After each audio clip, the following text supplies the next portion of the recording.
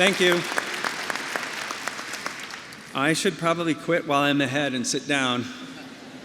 Thank you, Ella, for that kind introduction, and thanks to the fourth-year trustees for inviting me. It's an honor to have been asked to speak, and I am thrilled to be with all of you.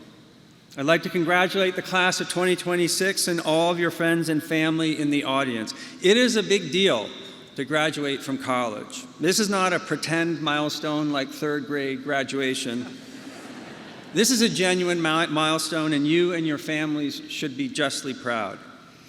I was hoping to graduate with all of you this year, albeit from the presidency, but as you may have heard, I was allowed, you might even say encouraged, to graduate a year early. Nonetheless, given everything that we went through together, I'd like to consider myself at least an honorary member of the class of 2026, if that's okay with all of you.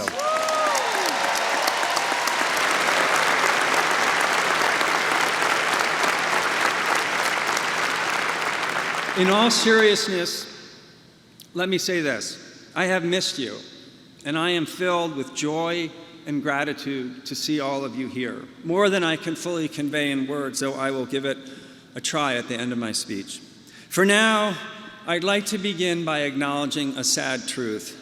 Sad for all of us, actually. It is highly unlikely that you will remember this speech.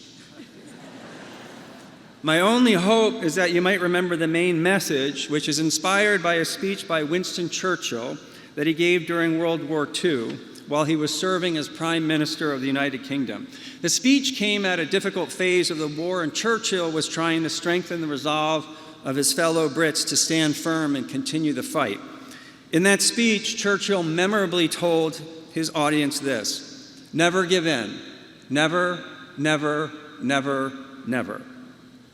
That was not the entirety of the speech, but these are the only two lines that people remember, including me. That is not a criticism. Most speeches are completely 100% forgettable. The best that a speaker or audience can reasonably hope for is a memorable line or two. Which is why today I'm going to follow Churchill's lead and offer you a very concise and somewhat related message. Here it is. Do the right thing, always.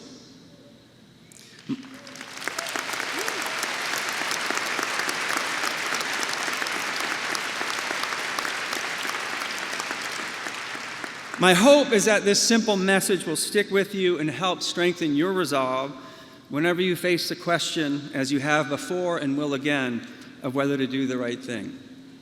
I am tempted to stop right here, given that what I say next will almost surely be forgotten. But I am Irish Catholic, and for that reason I feel anticipatory guilt about everything, but especially about telling you to do the right thing without providing at least some explanation. So I'd like to say a little bit more about a couple of questions that might be on your mind and are worth discussing in any event. First, how do you know if you're doing the right thing? And second, why do the right thing at all?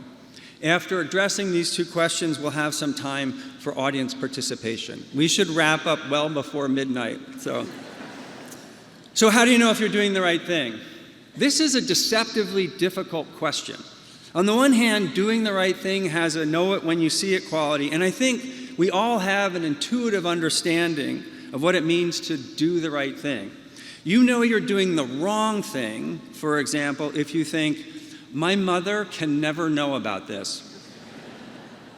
You know you're doing the right thing, by contrast, if you think, I hope to be able to tell my grandkids about this someday.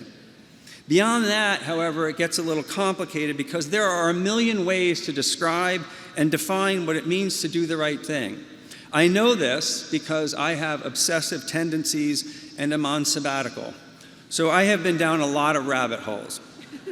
I rewatched the Spike Lee movie, Do the Right Thing, have pored over the trolley car problem, read an inordinate number of theological and philosophical essays, revisited Robert Frost's Horse Rider, Who Has Promises to Keep, and talked with my friend Claude. I even rewatched Sophie's Choice, which may be the saddest movie I've ever seen. Along the way, I exhausted the patience of my family and friends, one of whom recently suggested, "How about you do the right thing and stop talking?" After wandering through the do the right thing wilderness, if I had to boil it down to its essence, I believe that doing the right thing means living your values, even when it's hard and even when no one is looking. And it means making choices that are not about your personal gain, but instead about someone else or something bigger than yourself, a community, a cause, a principle. Your values might come from your family, your faith, your culture, your conscience, the UVA honor code, or some combination, just to name a few sources. You might have a long list of values, or your values might be summed up by the golden rule. Regardless, doing the right thing means acting in ways consistent with those values. It also means making decisions that are not all about you and your personal welfare. So if you value being a good friend, as I'm sure all of you do, then you should be a good friend, even when it's inconvenient. If you value your family, show up for them even when it doesn't fit your schedule. If you value honesty, be honest with yourself and others, especially when it matters. If you believe in helping others, help them, whether you get credit or not. If you believe in showing gratitude, show it. If you believe in a cause or a principle, stand up for it, even when others are ducking for cover. That's what I mean by doing the right thing. Now, sometimes doing the right thing will be pretty easy. I believe, for example, that it would be wrong to steal a bicycle, and I've never really struggled to put that belief into practice. Doing the right thing can also bring you joy, as you'll see in a moment when we get to the audience participation part. Other times, living your values will be genuinely difficult. Choosing to do the right thing might put you at a disadvantage, at least in the short run. If you don't cheat on a test or lie to your boss, for example, you might do worse than you would have if you had cheated or lied. If you lend a hand to someone in need, you might lose some time that you could have spent on yourself. Doing the right thing might also put you at risk. If you speak up for a person or a cause that others are willing to ignore or denigrate, you risk, at the very least, embarrassment.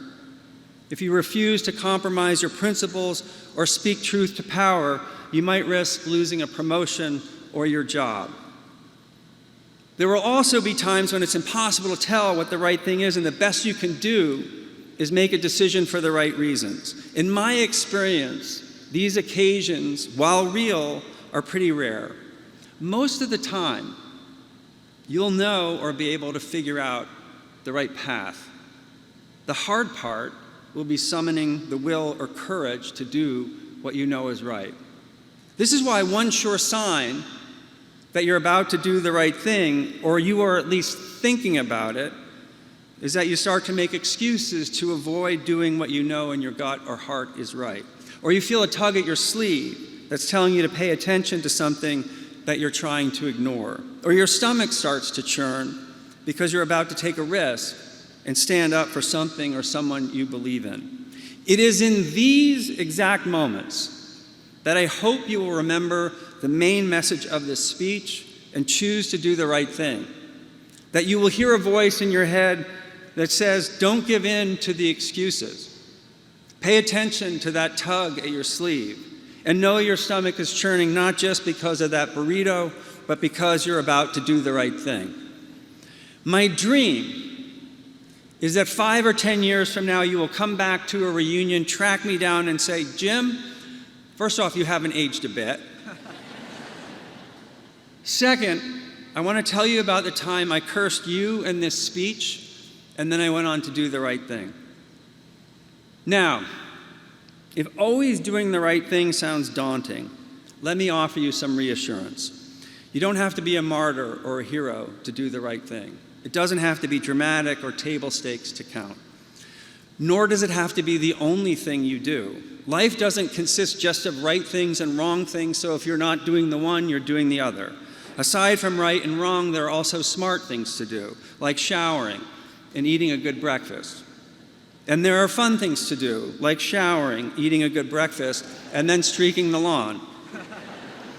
Even if you commit to always doing the right thing, as I hope you will still have plenty of time for the smart and the fun, as well as the enriching, romantic, and adventurous. You can even leave room for some harmless mischief, especially given that you are about to graduate from the recently rebranded UVA.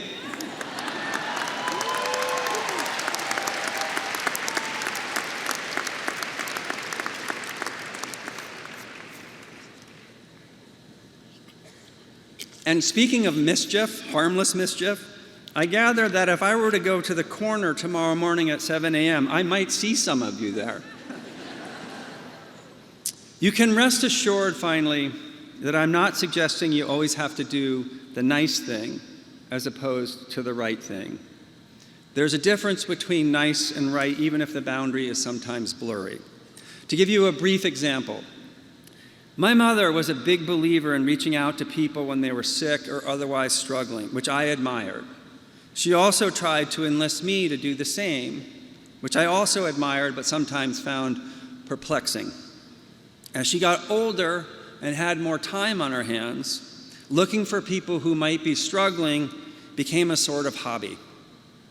She would call me and say something like, "Remember Mrs. Burke, who lives 8 houses down from us?" "I'm afraid not," I would say.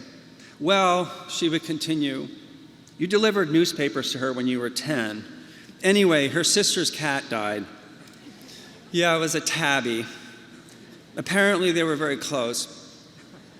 "I was thinking it would be nice for you to send a note." I'd ask, "Mrs. Burke or her sister?" My mom would say, "Oh, right, both." It would have been nice, if slightly random, for me to send that note or two, but I wouldn't put it in the do the right thing category. Unlike my mother, I'm not telling you that you always need to send that note. To be absolutely clear, this is really important. I am not against doing nice things. That should not be the message that you take away from this speech. I'm just happy to leave the category of nice things to your discretion and perhaps your mother's. To put it another way, I'm not insisting that you send your friends birthday cards every year, but I am imploring you to pick up the phone when they call at 3 a.m. All of which is a roundabout and long-winded way of saying, in answer to the question of how you'll know, I have complete faith that you will know in your gut, your head, and your heart when you have an opportunity to do the right thing. When you do, you should, even if it's hard. Which leads to the second and last question of why. Why do the right thing at all? This is an awkward question because you know that you're supposed to just nod your head in agreement when someone says you should do the right thing. You might be even embarrassed to ask this question in public, which is why I hesitate to tell you that Keone asked me this very question earlier. That said, it's a fair question that deserves an answer. Here's my attempt. For starters, Kathy Magruder, widely known as Miss Kathy, is in the audience today in the front row.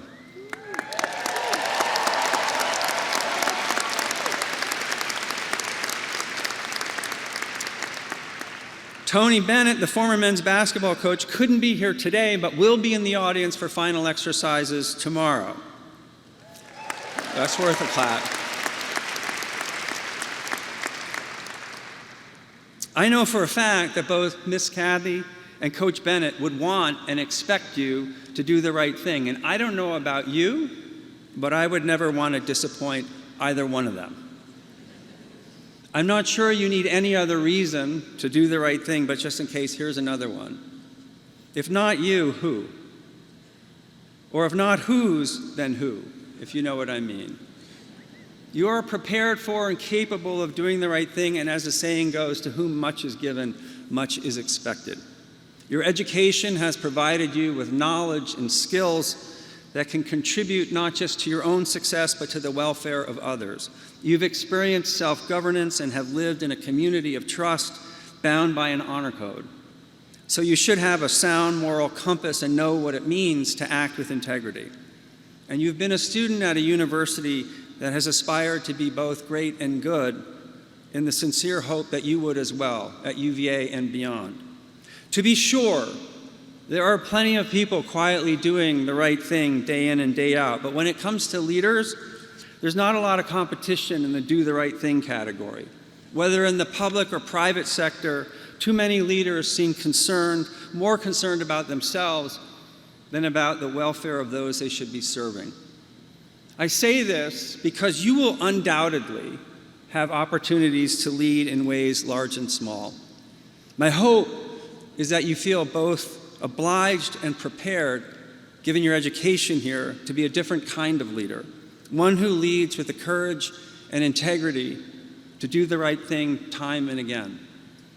But you should also see an open lane to do so, and you should know that doing the right thing is contagious. I believe deeply that most people, most of the time, want to do the right thing, and your example will inspire them to do so. The final reason to choose the right thing when you have the chance may sound melodramatic, but it's true. Your choices are cumulative and will define your life. I trust you all aspire to be good people for your entire lives. But to paraphrase Forrest Gump and Yoda, good is as good does. You don't want to live feeling like a fraud with one set of aspirations and another reality. You run the risk that you eventually just give up on the idea of being a good person altogether, which will be bad for you and for the rest of us, especially when all of you are running the world. In sum, if you choose the path time and again that will make your grandkids proud of you, I promise you will also be proud of yourself and your life. Okay, how are we doing? All right. Okay, so this is where all of you come in. I've spent a fair bit of time describing what it feels like to do the right thing. To end my time with you, I'd like to show you rather than tell you. I'd like you to experience the joy that can come with doing the right thing. I believe it's always right to thank someone who has helped you, especially those who don't expect to be thanked. No one makes it to graduation alone. The members of the class of 2026, you have friends and family in the audience who helped you along the way.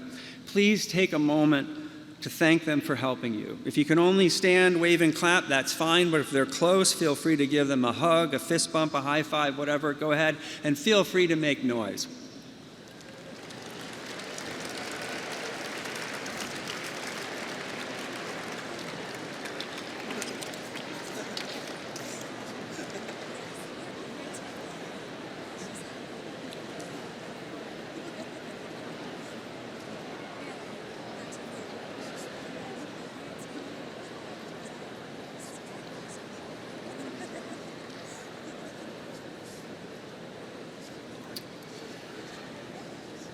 Okay, next up. Now I need to ask you to help me thank some people who deserve your thanks as well. Because of the way that my time as president ended, the people I worked with, not just in Madison Hall, the president's office, but all across the university, were never properly thanked. Some stepped down when I did, others stayed and continued their work. All of them worked incredibly hard on your behalf. And I wonder if you can help me thank them.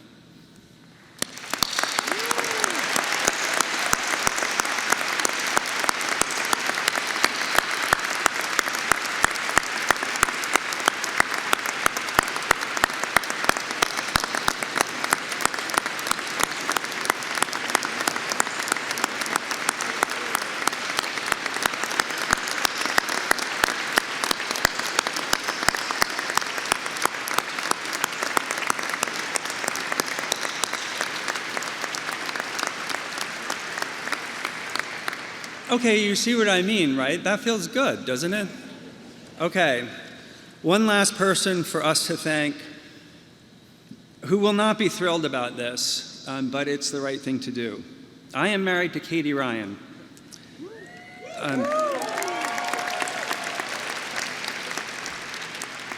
She worked as hard as I did over my 7 years as president, and she cared as much about all of you as I did.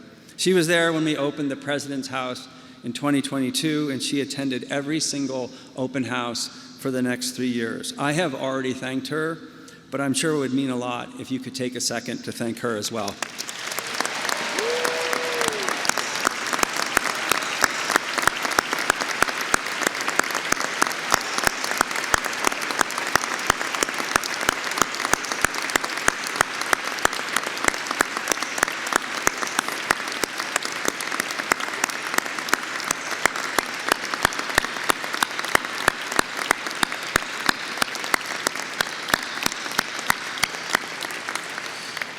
Okay, it's time to land this plane.